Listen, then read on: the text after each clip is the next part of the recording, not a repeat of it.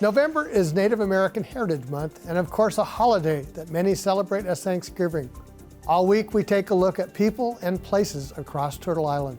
This is a special edition of the ICT Newscast. This program is made possible by the Corporation for Public Broadcasting, a private corporation funded by the American people. The ICT Newscast is sponsored by the Indian Land Tenure Foundation, a nonprofit organization serving American Indian nations and people in the recovery and control of their rightful homelands. On the web at iltf.org. Support for the ICT Newscast with Aaliyah Chavez comes from the Arizona PBS studios in Phoenix at the Walter Cronkite School of Journalism and Mass Communications at Arizona State University.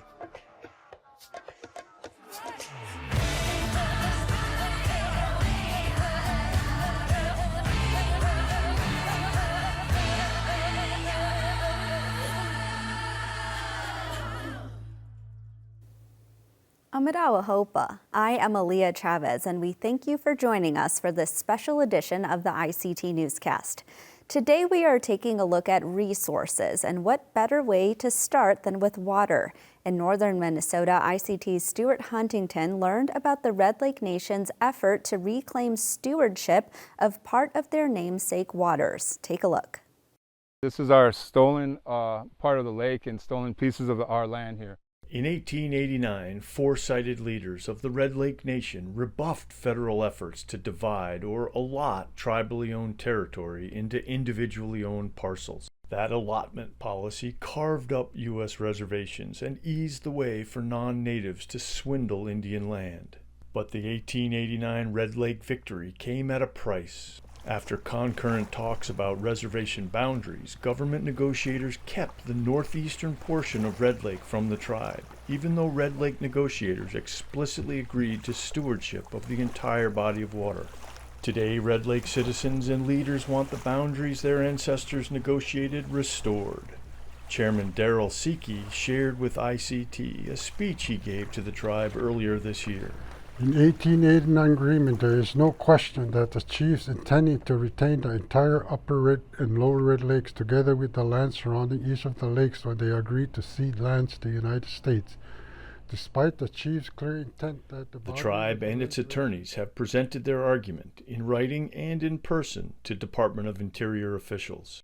They hope to avoid litigation, but say they won't shy away from it if necessary. We own the whole lake, and we're going after the part that was stolen from us.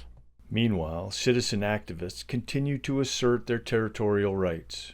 McGizzy Spears has joined direct actions in the small hamlet of Washkish along the northeastern reservation boundaries for more than a decade.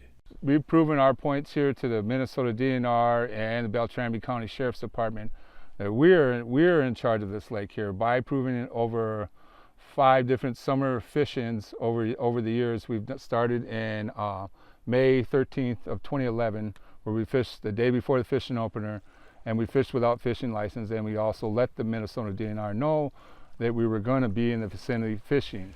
While Spears and his colleagues stand up for tribal sovereignty, tribal leaders underscore they have no quarrel with the non-native people and businesses of Washkish. The United States government should take care of the people that live on the east boundary side of the lake, because we're not going after them, we're going after the United States government. That kept the tribe from feeling whole. Tribal Council Secretary Samuel Strong says the lake is much more than a place for summer boating or winter ice fishing. We've always seen the lake as one of our relatives, and as such, we have to protect our lake. We have to protect our relatives in that same way. And so when we think of the lake, we think of how do we make sure that the fish are strong and vibrant?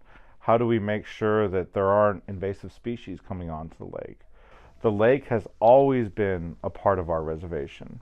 We've always come back to the truth that we would never give up this lake. We would never give up on our own relatives. In the Red Lake Nation, Stuart Huntington, ICT News. Staying with the water theme, we turn now to what's in the water. To many tribes, that means salmon, an overfished relative that is losing its habitat. That's part of the reason one Alaska Native leader took his concerns all the way to the United Nations. Chief Gary Harrison from the Chickaloon Native Village traveled to New York in the spring. He went to the 22nd session of the UN Permanent Forum on Indigenous Issues. His message: Indigenous communities in Alaska need better access to ancestral resources. Right now, the subsistence fishing has basically been cut out because of the crash of the salmon in many of the rivers, and it's a very big problem. So one of the problems with it is the trawlers out in the ocean that scrape up everything and basically decimate everything, and then they throw away like 1 million pounds every 2.5 days of bycatch. And this bycatch is a lot of the salmon that we eat, and which is our subsistence. And I don't like the word subsistence because it's sustenance is what it takes. Sub is somewhere below that, and we want not only sustenance, but we want to do better than sustenance. We want to thrive. We need to have a set aside for the indigenous people so that we're not competing against the commercial fishing and the sports fishing and the personal fisheries. We need a set aside. We shouldn't have to compete with them. And a lot of people, they don't understand what all of this really means. Well, the commercial fish, they catch the fish before they even get in the river.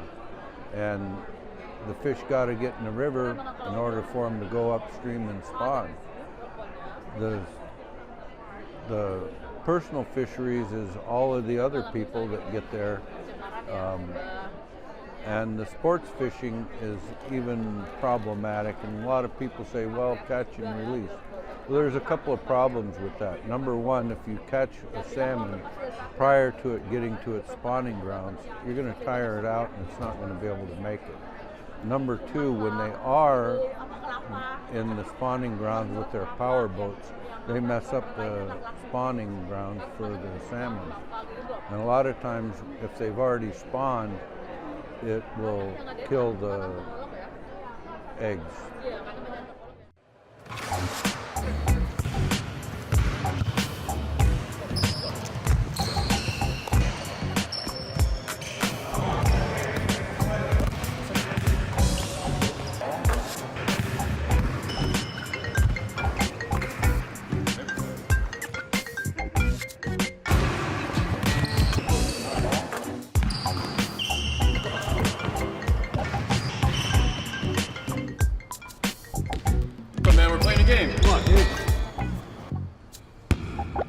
Alright, bro, I gotta bounce. Come on, 5 minutes. Alright, 5 minutes. Dude, best episode ever, I'm telling you. Cool? Yeah, hands down. Give me your phone. For what? When I tell you to do something, you do it. Hey, hold up.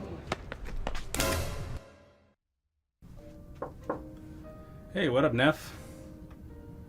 You okay? Yeah, I guess. I've known you since you were eating dirt. What's eating you? Well, my friend, his girl keeps hitting him and he doesn't do anything about it. Sounds like an unhealthy relationship. Hey, I'm proud of you for having concern for your friend. Not many people stand up for what's right. What should I do? You can talk to him about it. You'll let him know that you saw what you did. Just be there. Listen, if he wants to talk. Think that'll help? Only one way to find out. Hey, abuse is not okay.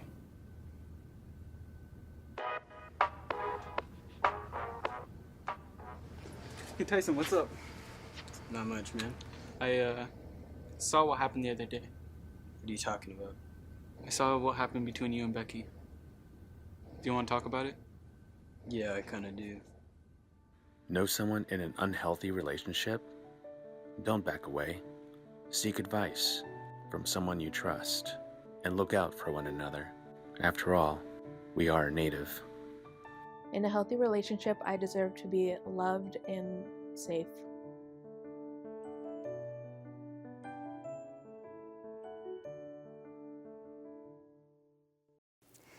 We head south now from Chickaloon Territory to the Oregon coast, where a sea change is underway. Oregon wildlife officials are turning to tribes for leadership and expertise in restoring salmon runs and habitat. ICT's Stuart Huntington visited with tribal leader Brad Knieper from the Confederated Tribes of Coos, Lower Umpqua, and Siuslaw about their new packs. Welcome to the show, sir. Glad to be here. Sir, your tribe and 3 others have entered packs with Oregon wildlife officials to co-manage resources. Is this a good thing? Yes, other tribes are entering into these agreements as well and working on those agreements as we speak. We're happy to be able to do this with the state and partnership with them. And the state is overtly welcoming and encouraging indigenous knowledge and indigenous ways into these management practices. That seems like a model that other states are not following. Yes, we would hope that someday they will do that. Oregon has a history of partnering with the tribes.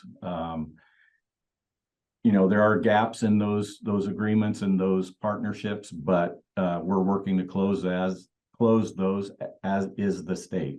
I understand that under these agreements, the tribes can bring some financial resources that the state can't access to these projects. Is that accurate? That's accurate. Tribes are eligible for some grants that the state may not be able to as well as tribal resources that we have already, but it does work for the tribe and for the state. The state says that it wants to enter pacts with all 9 Oregon tribes. That seems like something that's very positive. Yes, absolutely. One of the fears expressed in the broader community is that the tribes that can now issue permits, et cetera, that the tribal citizens will get preference on access to some of the hunting and fishing grounds, and or that the resources will be over harvested. That couldn't be further from the truth. We've already agreed to work with the state. We will meet with the state at least annually and with other tribes as well within our area where we overlap to consider populations and the resources so that doesn't happen. It's simply a matter of changing the regulation and the issuance of tags and things like that from the state to the tribe. You said that this is not the first time you've entered into cooperative agreements with the state. Tell me about some of the history of this.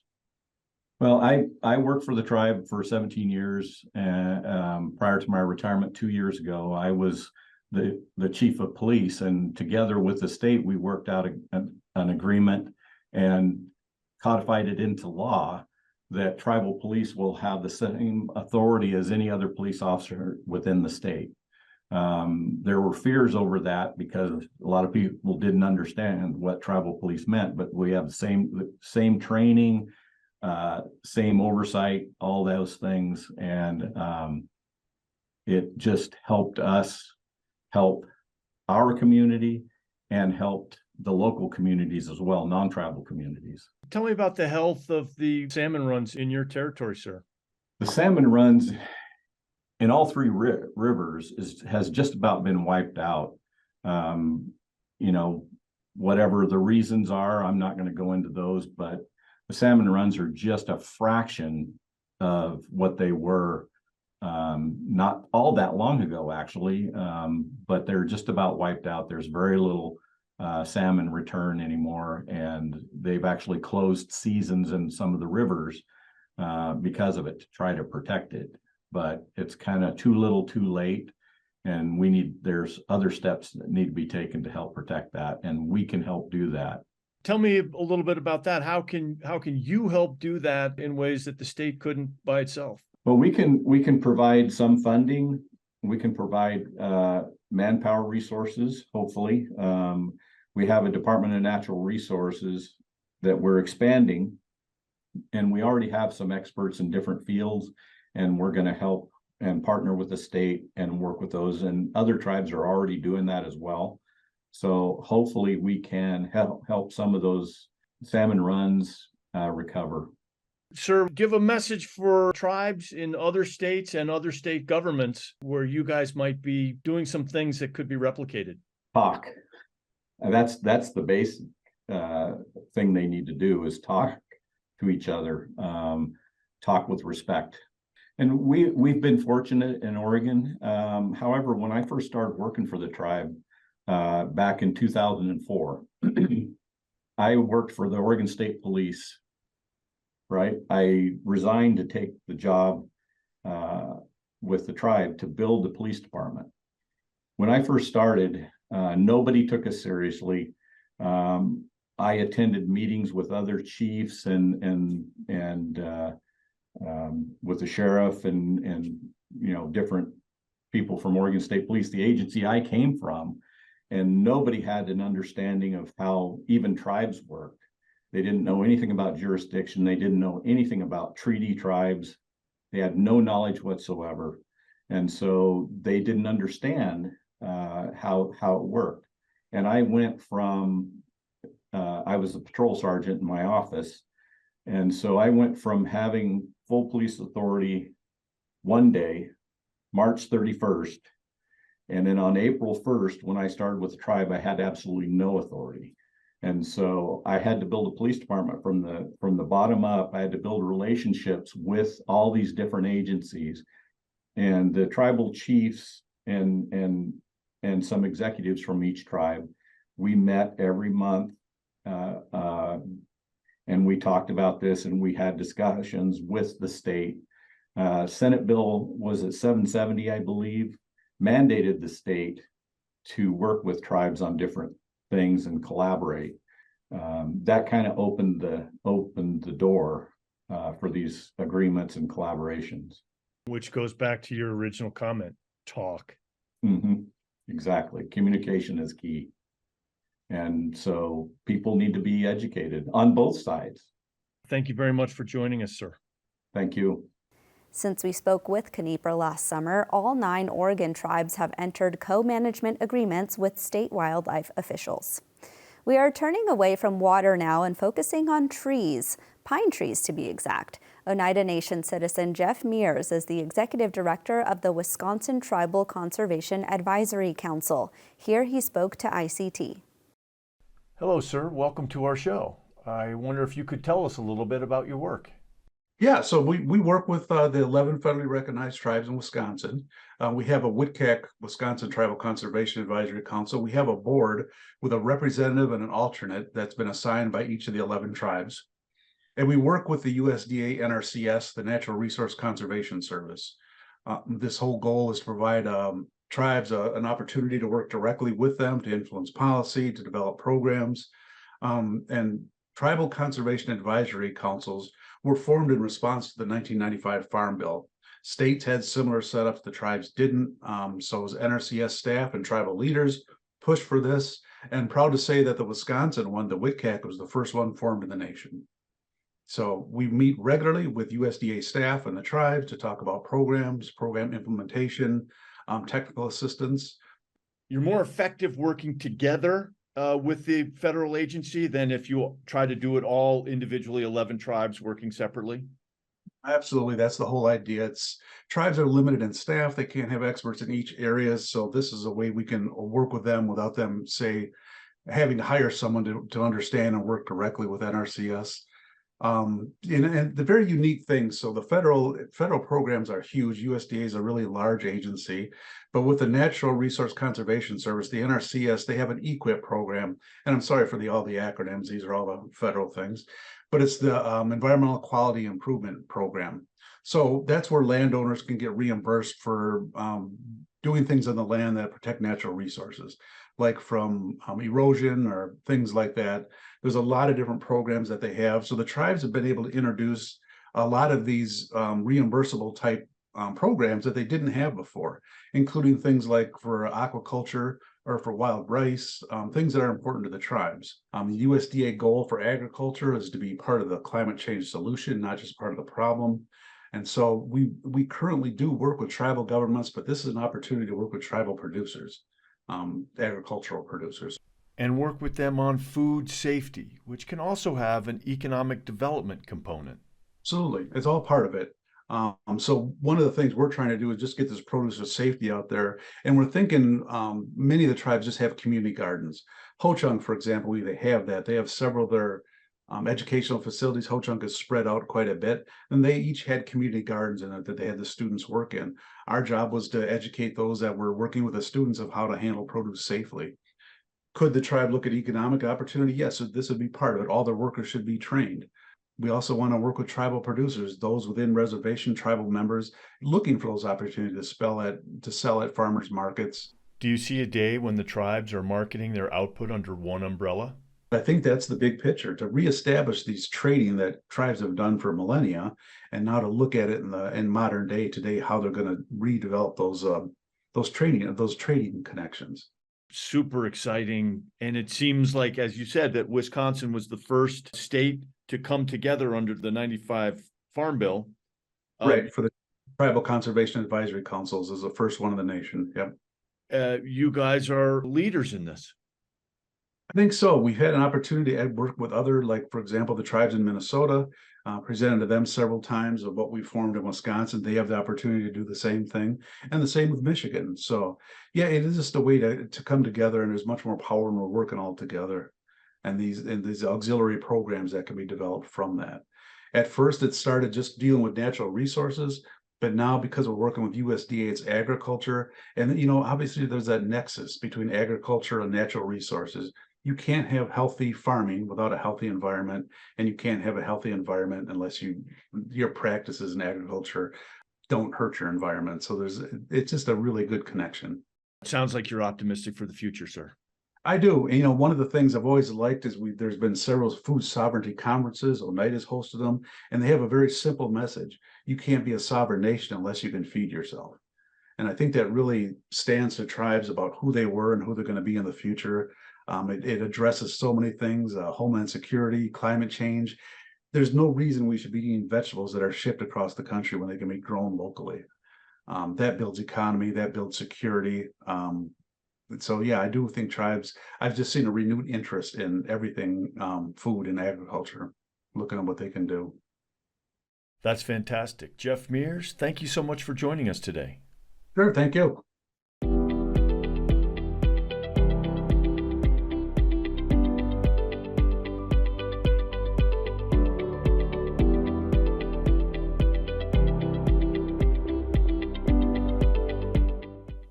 And now, relatives, we finish where we began, with water. This summer saw many canoe journeys working to revive ancestral rivers and waterways that once connected Native nations.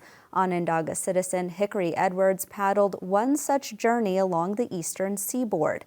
ICT caught up with him and others in Shinnecock Territory in New York's Long Island. There's the one element that remains constant, that life cannot exist without it, and that's water. And that water makes up roughly 75% of us, and that water that's in us right now is that same water that was here in the beginning of time. It's been recycled over and over in the clouds, in the ground, in every blade of grass. It's been in our grandparents, our great-great-grandparents, thousands of years ago. And it's in us now, that same exact water, and that's why it's important to keep these waters alive, because they are us. They are our grandfathers. They are our future.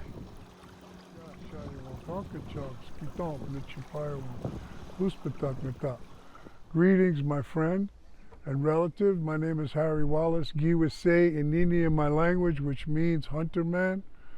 I'm a Turtle Clan, and I'm the elected chief of the Unkachog Indian Nation. And we are here on our land, which is called Puspatuk, which means the place where the waters burst forth.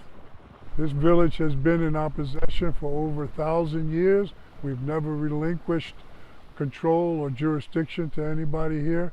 And we're here to celebrate and honor the voyage of our relatives who are traveling by water It is a voyage that has taken place for thousands of years. The original waterways were the original highways of America. And so what this journey is doing is reaffirming our territorial jurisdiction over our water. And we are honored to be a part of this celebration and proud and honored to be a part of this journey. That'll do it for this special edition of the ICT Newscast focusing on resources and Native communities. Be sure to join us tomorrow when we continue our special explorations of this week of Indigenous Peoples Day. This time we look at health and healthcare, and we invite you to remember that around the world, Indigenous people are celebrated. In Canada, Indigenous Peoples Day is always marked by the summer solstice, and on August 9th is Global Indigenous Peoples Day, the day set aside by the United Nations. And that's a slice of our Indigenous world. For all the latest, visit ictnews.org. From all of us in the newsroom, stay safe, my relatives.